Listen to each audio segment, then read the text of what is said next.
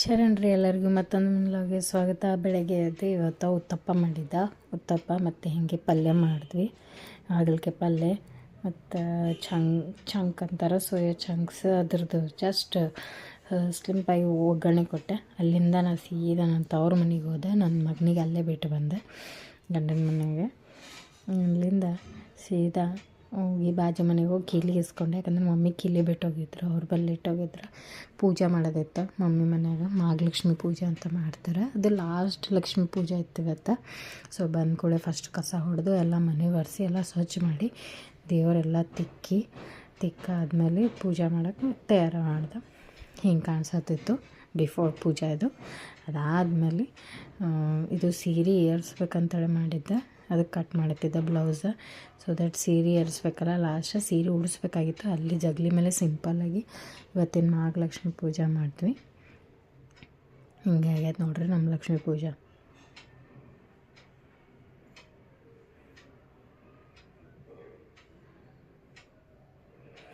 ಅಲ್ಲಿಂದ ಸೀದಾ ವಾಪಸ್ ಮನೆಗೆ ಬಂದೆ. ಮನೆಗೆ ಬರೋಣ ನೋಡ್ತೀನಿ ಅವ ಮಲ್ಕೊಂಡು ಎದ್ದಿದ್ನಂತ. ಈಗ ಊಟ ಮಾಡ್ಸಕತ್ತಿದ್ರು ನಮ್ಮ ಅತ್ತೆಯವರು.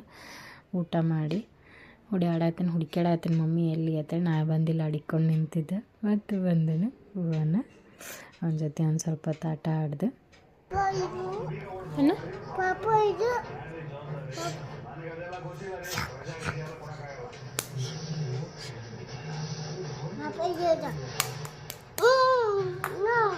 ಈ ಮಿನಿ ವ್ಲಾಗ್ ನಿಮ್ಗೆಲ್ಲರಿಗೂ ಇಷ್ಟ ಆಗಿತ್ತಂದ್ರೆ ಪ್ಲೀಸ್ ಲೈಕ್, ಶೇರ್, ಮಾಡಿರಿ, ಫಾಲೋ ಮಾಡಿರಿ. ಹಾಗೆ ಮತ್ತು ಮುಂದಿನ ಒಂದು ಮಿನಿ ವ್ಲಾಗ್ಗಳು ಸಿಗ್ತೀನಿ ಅಂತ.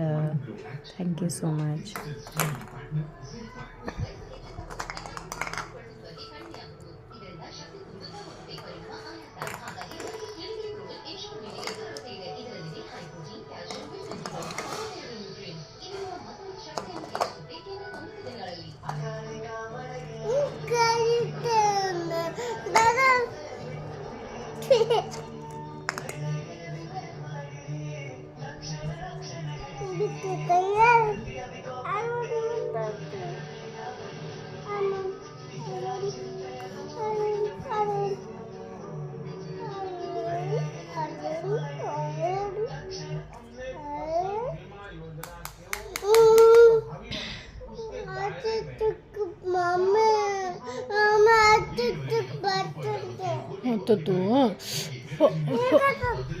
What's